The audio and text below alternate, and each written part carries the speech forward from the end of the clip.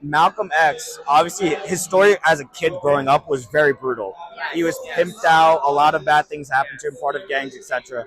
And as he grew up, he joined this. Essentially, he was looking for family, and so a lot of times we find family through ideology.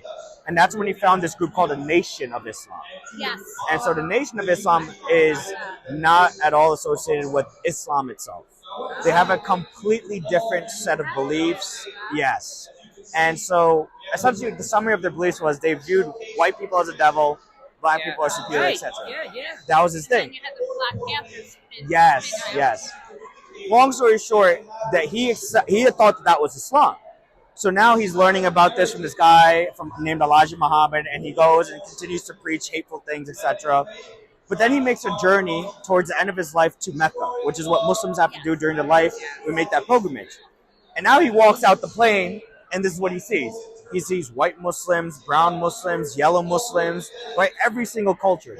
And then he writes in it towards the end of his death what's called like the letter from Malcolm X, which is about his story about Hajj. Oh, right. There's a mini book. Yes. And there's another one where but I have it. It's like a small book.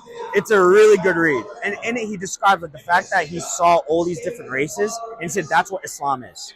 And he says that's what it means to be someone that believes in God. Because God made us in all these different ways. There's no superiority between people.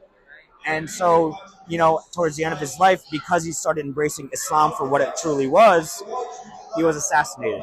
Most likely what people agree upon is by the Nation of Islam. Because now all of a sudden he was no longer the angry, rebellious, like super strict person. He was now all of a sudden collaborating with Martin Luther King.